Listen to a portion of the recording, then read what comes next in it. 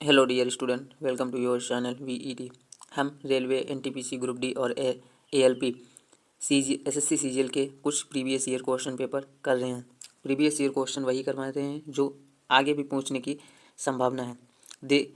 Exam में बैठने पे पता चले कि हमने क्वेश्चन अभी ये देखे थे वैसे क्वेश्चन। चलिए फर्स्ट क्वेश्चन की तरफ चलते हैं। फर्स्ट क्वेश्चन क्या है? फर्स्ट क्वेश्चन बोल रहा है बज्जी महाजनपद की राजधानी क्या थी? बज्जी महाजनपद की राजधानी क्या थी? पाटलिपुत्र या चंपा, वैशाली और कौशल। तो इसका सही आंसर हो जाएगा वैशाली। बज्जी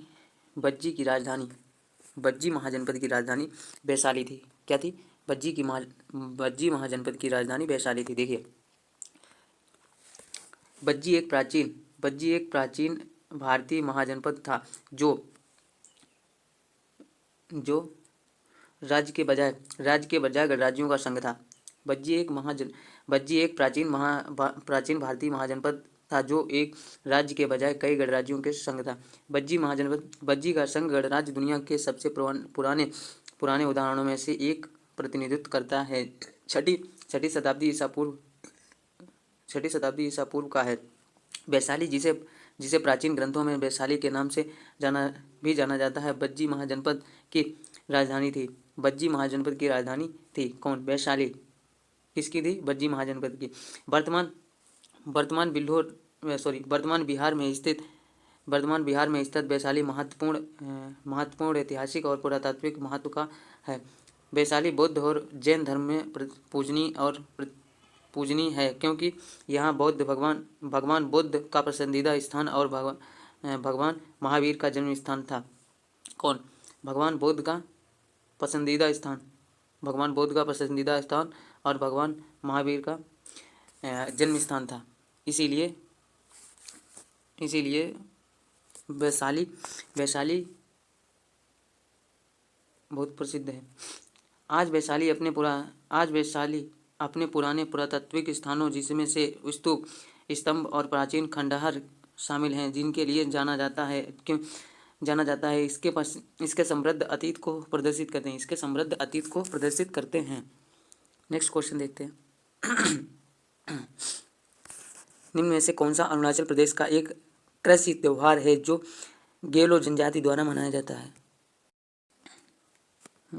निम्नलिखित में से कौन सा अरुणाचल प्रदेश एक प्रमुख त्योहार है जो गैलो जनजाति द्वारा मनाया जाता है? लोसार, उगादी, कर्म और मोपिन। तो इसका सही आंसर हो जाएगा मोपिन। कौन सा त्योहार मनाया जाता है? मोपिन।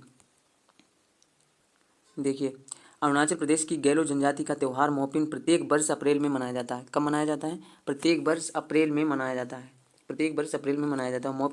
मोपिन त्योहार अरुणाचल प्रदेश की गैलोंग जनजाति का एक प्रमुख महत्वपूर्ण त्योहार है जो प्रत्येक वर्ष लूमी अप्रैल महीने में मनाया जाता है। माना जाता है कि मोपिन घरों और समग्र रूप से गैलिन समुदाय में धन और समृद्धि लाता है। यह भी जाना जाता है कि यह त्योहार बुरी छाया को दूर भगाता है और सार्वभौमिक खुशी का भगवान का आशीर्वाद फैलाता है।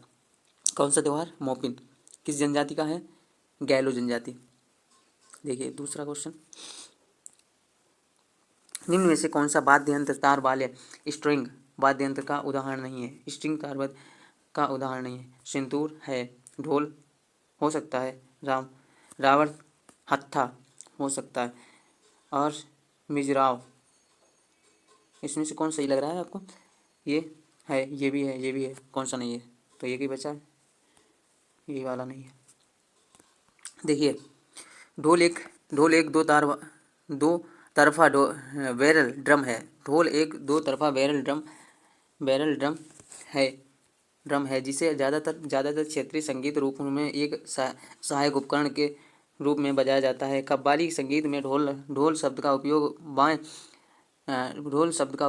बाएं हाथ के तबला ड्रम के प्रतिस्थापन के रूप में एक छोटी तबले के साथ एक समान लेकिन छोटे ड्रम का वर्णन करने के लिए किया जाता है। ढोल को दो लकड़ी की छड़ियों का एक उपयोग करके बजाया जाता है, जो आमतौर पर लकड़ी बेतन से बनी होती हैं, जिन्हें बेकर बेंत भी कहा जाता है। वाद्य यंत्र के बेस वाले पक्ष को बजाने के लिए इस्तेमाल की जाने वाली लकड़ी को पंजाब में दग्गी नाम से जाना जाता है, क्योंकि ढोल पंजाब का ज़्यादा फेवरेट है। देखिए दूसरा क्वेश्चन है, भारत में कौन सी पंचवर्षीय योजना हेरोड डैमर मॉडल पर आधारित है? हेरोड डैमर मॉडल पर आधारित है। प्रथम पंचवर्षीय योजना, द्वितीय पंचवर्षीय योजना, तृतीय पंचवर्षीय योजना और चतुर्थ पंचवर्षीय योजना। तो सही आंसर हो जाएगा प्रथम पंचवर्षीय योजना। कब से शुरू से हुई थी? 1951 से। देखिए हेरोड डोमर मॉडल यह एक आर्थिक सिद्धांत है जो आर्थिक विकास और निवेश के बीच संबंधित व्याख्या करता है। यह मॉडल आर्थिक विकास के लिए पूंजी के निर्माण के महत्व पर जोर देता है। प्रथम पंचवर्षीय योजना इसे 1951 में शुरू किया गया था। किसे? प्रथम पंचवर्षीय योजना को 1951 में शुरू किया गया था, जो कृषि, सिंचाई, बिजली और परिवहन पर केंद्रित था। यह हेरोड डोमर मॉडल पर आधारित था। इस योजना का उद्देश्य देश की राष्ट्रीय आय में वृद्धि करना और आत्मनिर्भरता प्राप्त करना था। किसके द्वारा? प्रथम पंचवर्षीय योजना के द्वारा। दूसरा क्वेश्चन देखिए, दूसरा क्वेश्चन कह रहा है, निम्न में से किस दिन को विश्व पृथ्वी दिवस के रूप में मनाया जाता है? किसको विश्व पृथ्वी दिवस के रूप में मनाया जाता है? 22 जून, 22 मार्च, 22 अप्रैल और 22 मई। देखिए 22 किसको मनाया जाता है? 22 अप्रैल को। 22 अप्रैल को मनाया जाता है। 22 मार्च को जल दिवस और 22 मई को बायोडायवर्सिटी दिवस होता है। देखिए प्रत्येक वर्ष 22 अप्रैल को पृथ्वी दिवस 1970 में आधुनिक पर्यावरण आंदोलन के जन्म की सालगिरह का प्रतीक है। किसका प्रतीक है? सालगिरह का प्रतीक है। वर्ष 2023 के विषय यानी थीम क्या है? हमारे ग्रह में निवेश करें। हमारे ग्रह में निवेश करें यह है।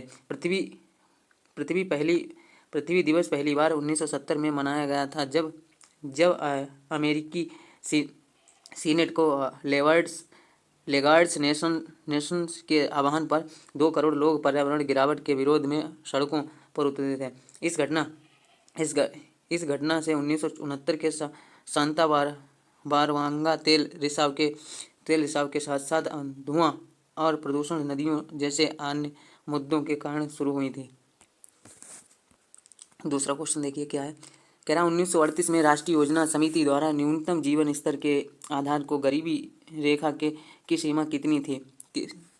1938 के राष्ट्रीय योजना समिति द्वारा न्यूनतम जीवन स्तर के आधार पर गरीबी रेखा सीमा कितनी थी? कितनी है? 30 से 35 प्रति व्यक्ति माह, 15 से 20 प्रति व्यक्ति माह, 10 से 15 प्रति व्यक्ति माह और 20 से 25 प्रति व्यक्ति माह। तो सही इसका आंसर हो जाएगा 15 से 20 प्रति व्यक्ति माह। कब? 1938 की बात है, आज की नहीं। 1938 में राष्ट्रीय योजना समिति के प्रति व्यक्ति माह में 15 से 20 रुपये तक की गरीबी रेखा तैयार की गई। यह न्यूनतम जीवन स्तर पर आधारित था। यहाँ पोषक संबंधी आवश्यकताएं महत्वपूर्ण थी। भारत में गरीबी आकलन का इतिहास। गरीबी का सबसे पहला अनुमान दादाभाई नौरोजी ने अपनी पुस्तक द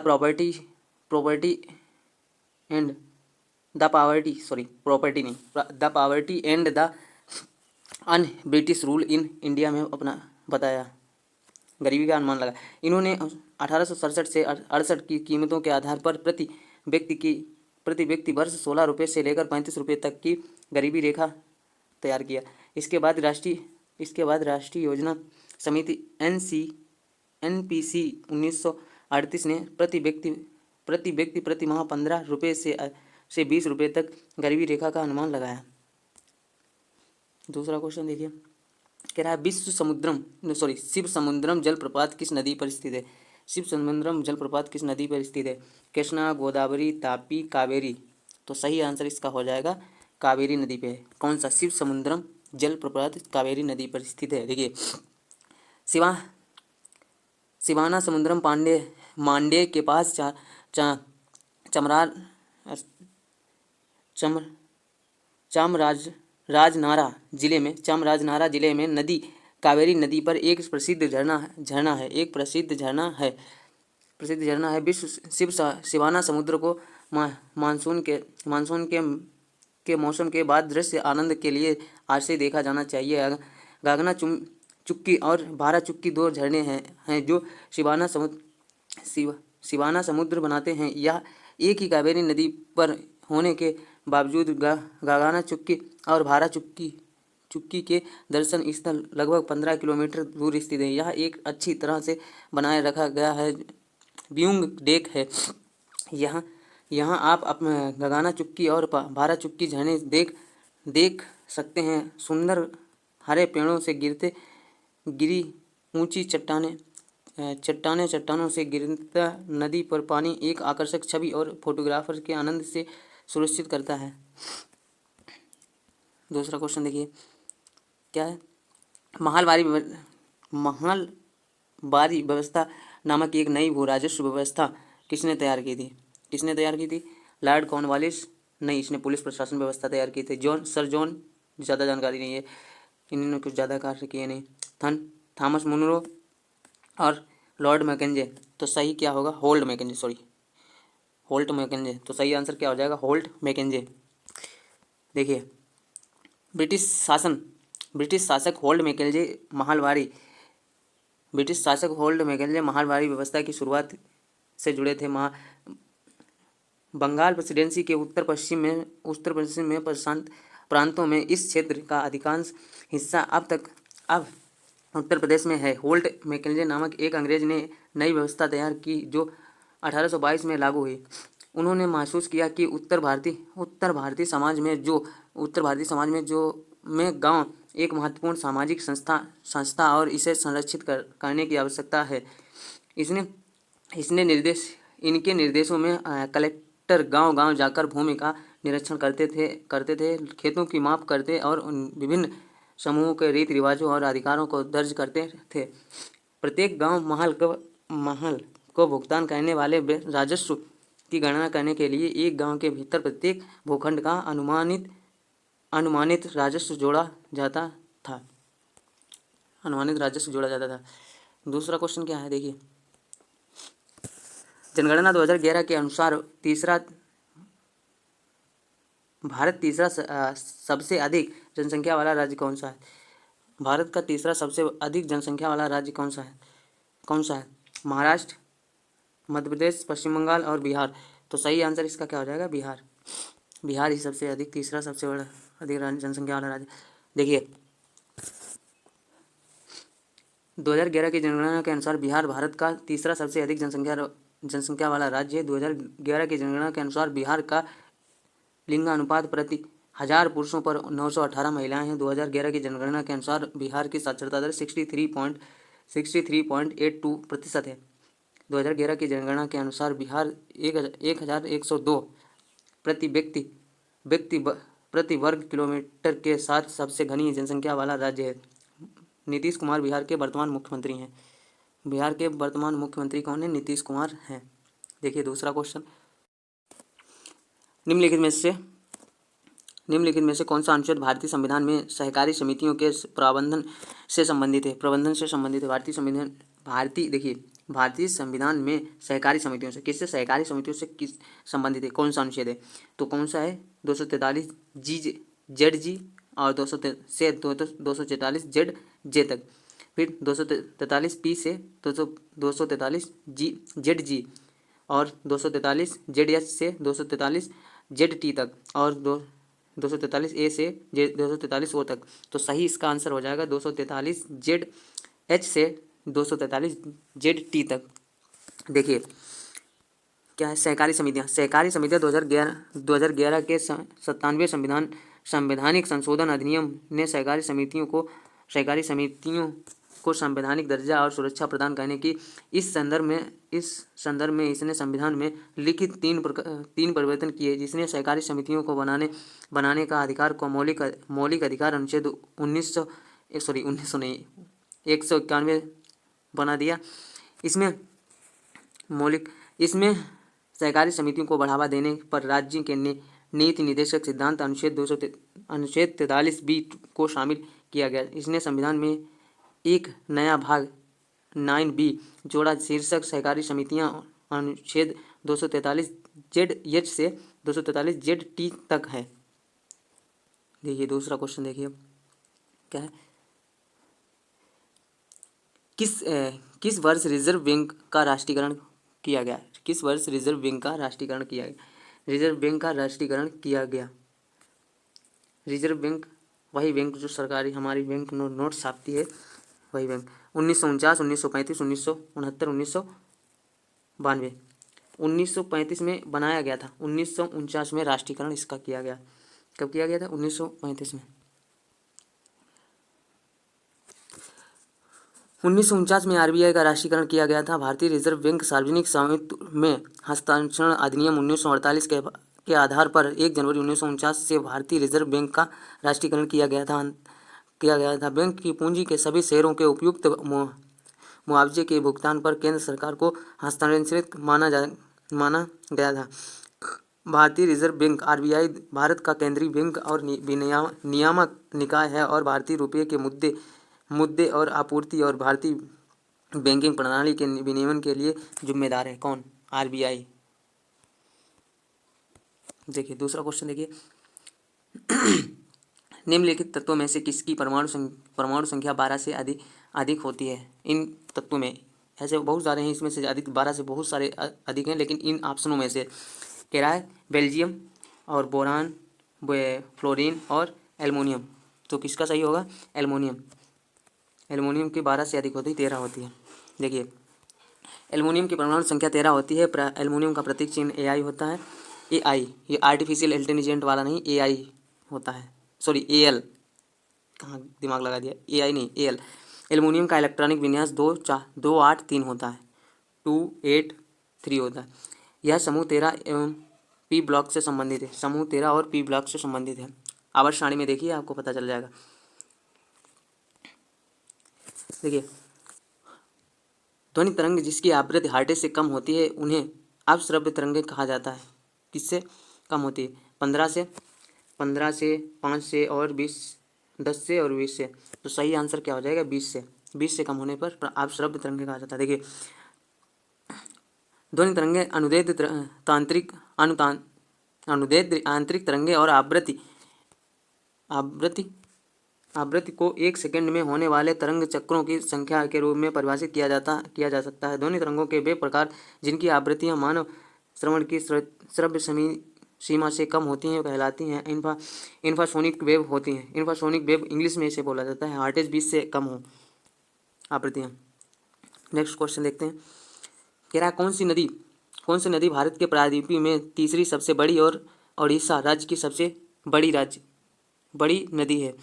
तो कौन सी है? गोदावरी, महानदी, कृष्णा, नर्मदा गुजरात में है, कृष्णा साउथ में है, महानदी हो सकती है, गोदावरी भी साउथ में है। तो इसका सही आंसर क्या है? महानदी। देखिए महानदी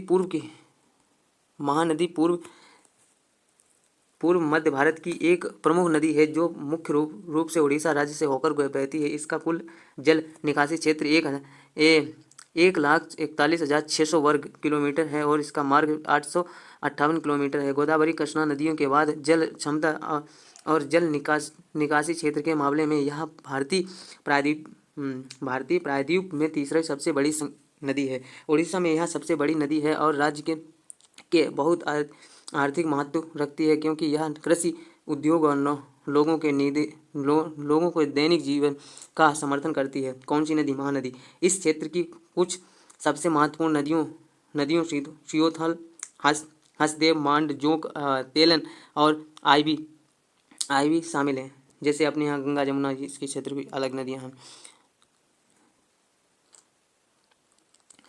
टेकल पॉइंट शब्द देश से संबंधित है, फुटबॉल, बेसबॉल और हॉकी, कबड्डी। तो सही आंसर इसका क्या हो जाएगा, कबड्डी से संबंधित है। किससे संबंधित है, कबड्डी से। टेकल पॉइंट, टेकल पॉइंट का तात्पर्य कबड्डी में उपस्थित होने, टेकल पॉइंट का तात्पर्य कबड्डी में उपस्थित होने, अरे भाई क्यों काट रहे हो, उपस्थित से, जहां एक डिफेंडर प्रतिद्वंदी रेडर को कोर्ट की मध्यम रेखा पर पार करने के सफलतापूर्वक रोकता है। कबड्डी का संपर्क खेल है जिसकी उत्पत्ति भारत में हुई थी। अब यह कई देशों में पेशेवर रूप से खेला जाता है। भारत के 4 एशियाई खेलों में कबड्डी के में भाग लिया और हर बार स्वर्ण पदक जीता है। 4 अलग अलग प्रकार की कबड्डी अमर सुरंजीवी और हुतांटू और गामिनी खेलता है। कबड्डी खेल में point out, bonus, all out और तकनीकी सुपर टेकल होते हैं। यानी यदि कोई टीम लगातार 3 हमलों में स्कोर हासिल नहीं करती है तो विरोधी टीम को 1 पॉइंट दिया जाता है। किसे, विरोधी टीम को 1 पॉइंट दिया जाता है। निम्न में से कौन सा अरुणाचल प्रदेश का एक कृषि त्यौहार है जो गैलो जनजाति द्वारा मनाया जाता है। ये क्वेश्चन पहले कर चुके हैं, इसको आप कमेंट में बताइए इसका आंसर क्या होगा। देखिए दूसरा क्वेश्चन देखते हैं क्या है। प्लाज्मा झिल्ली किससे बनी होती है, प्लाज्मा झिल्ली किससे बनी होती है, प्रोटीन, फास्फोलिपिड और प्रोटीन, कार्बोहाइड्रेट और फास्फोलिपिड, प्रोटीन और न्यूक्लिक एसिड। हमने चारों ऑप्शन पढ़ दिए हैं, प्रोटीन, फास्फोलिपिड और प्रोटीन, कार्बोहाइड्रेट और फास्फोलिपिड और प्रोटीन और न्यूक्लिक एसिड। तो सही आंसर इसका क्या हो जाएगा सही आंसर होगा प्रोटीन और कार्बोहाइड्रेट्स और फास्फोलिपिड। देखिए प्लाज्मा झिल्ली को कोशिका द्रव की सीमा रेखा बनाती है जो बाह्य कोश की आधात्री द्वारा बाहर से सुरक्षित होती है। यह कोशिका का आवरण की सबसे भीतरी परत होती है। प्लाज्मा झिल्ली प्रमुख रूप से अंतः स्थापित प्रोटीन, ग्लाइकोलिपिड और लाइकोप्रोटीन के साथ फास्फोलिपिड द्वय परत से बनी होती है। प्लाज्मा झिल्ली प्राकृतिक में अर्धपरागरंभ होती है। प्लाज्मा झिल्ली बाहरी वातावरण के साथ कोशिका की अंतःक्रिया के लिए उत्तरदायी होती है। प्लाज्मा झिल्ली संरंध्री होती है और पदार्थों या सामग्रियों को अंदर और बाहर दोनों ओर ले जाने की अनुमति देता है। कौन, प्लाज्मा झिल्ली कौन सी सुमेलित नहीं है। देखिए इसमें ऑप्शन दिए गए हैं और इसके सामने दिया गया सुमेलित है या नहीं सुमेलित है। देखिए मणिग्रामम और नानदेशी व्यापार संघ, सही बात है, सुमेलित है। शिकस्ते व नास्तिल खेल की शैली, सही बात, सुमेलित है। और बेटी और कदमई भूमि की श्रेणियाँ, ये सुमेलित नहीं है। मुबेंद्वेर और आयर उपाधियाँ, ये भी सुमेलित है। तो इसका सही आंसर क्या हो जाएगा, थर्ड वाला, बेटी और कदमई भूमि की श्रेणियाँ। देखिए बेटी मूलतः द्वैतिक श्रम व कोरबी का एक रूप था जो मध्ययुगीन दक्षिण भारत में प्रचलित था। इसमें शासक और प्रशासनिक अधिकारियों को शारीरिक श्रम माल के माध्यम से सेवाएं शामिल थीं। किससे, बेट्ठी से। दूसरी ओर कदमई एक विनिमय कर लेवी को संदर्भित करता है जो राज्य के विषयों पर लगाया जाता था। यह भूमि घरेलू या व्यावसायिक कर के रूप में हो सकता था। हालांकि दोनों शब्द अपने जुड़े आर्थिक संरचनाओं में पाते हैं, लेकिन वे भूमि की श्रेणियों से जुड़े नहीं थे। कदमई, इसका विश्लेषण देखिए। आप दूसरा क्वेश्चन देखते हैं। दूसरा क्वेश्चन देखिए, क्या मद्रास प्रेसिडेंसी पूर्व पुनर्विवाह संघ के संस्थापक कौन थे। मद्रास प्रेसिडेंसी में पुनर्विवाह के संघ के संस्थापक कौन थे। राजा राम मोहन राय और ईश्वरचंद्र विद्यासागर, वीर सालिंगम पुतुलंग और हरिदास ठाकुर। तो सही आंसर इसका क्या हो जाएगा, क्या हो सकता है, राजा राम मोहन राय, ईश्वरचंद्र विद्यासागर, ये कोई नहीं होगा। इसका सही आंसर होगा, ये तो देखो उत्तर भारत के है ना, तो पूछ रहा मद्रास, मद्रास है साउथ इंडिया में, तो इसका सही आंसर होगा वीर सालिंगम पतुलंग। देखिए राय बहादुर कुदम वीर सालिंगम पुतलुंग 1848 से 1919 एक सामाजिक सुधारक थे जो आंध्र प्रदेश में पुनर्विवाह को बढ़ावा देने वाले प्रमुख व्यक्तियों में से एक थे। जो ब्रिटिश काल के दौरान मद्रास प्रेसिडेंसी का हिस्सा था, वह समाज में विधवाओं की स्थिति के बारे में गहराई से चिंतित थे, जो अक्सर हाशिए पर थीं और सामाजिक जीवन के कई पहलुओं से बाहर थीं। उन्होंने विधवा पुनर्विवाह की वकालत करने के अलावा महिला शिक्षा और दहेज प्रथा के खिलाफ भी काम किया। 1876 में वीर सालिंगम ने एक मासिक पत्रिका विवेकाधीनी शुरू की, जहां उन्होंने सामाजिक सुधारों की आवश्यकता के बारे में लिखा। किसने? वीर सालिंगम ने। दूसरा क्वेश्चन देखिए, निम्नलिखित में से प्राचीन भारतीय इतिहास में प्लास्टिक सर्जरी के जनक के रूप में किसे जाना जाता है? प्लास्टिक सर्जरी के जनक के रूप में किसे जाना जाता है? सुश्रुत, कलहड़ और बिम्बिसार कोटल देखो अर्थशास्त्र से संबंधित है। क्या नाम, बिम्बिसार ये तो राजा थे, कलहड़ राजतरंगिणी से संबंधित बुक है, और सुश्रुत यही हमें लग रहा है, यही आंसर सही होगा, तो सही आंसर भी यही है, सुश्रुत। देखिए सुश्रुत इतिहास के पहले सर्जन हैं इन्हें प्लास्टिक सर्जरी के जनक के रूप में भी जाना जाता है। प्लास्टिक सर्जरी में पहली पुस्तक सुश्रुत हिंसा इनके द्वारा लिखी गई। सुश्रुत गुप्त काल 320 से 350 ईसा पूर्व के मध्य समकालीन थे। सुश्रुत हिंसा को आयुर्वेदिक चिकित्सा की महान यात्री के बेहतरीन पुस्तकों में से एक माना जाता है। अन्य दो चरक संहिता और अष्टांग हृदय हैं।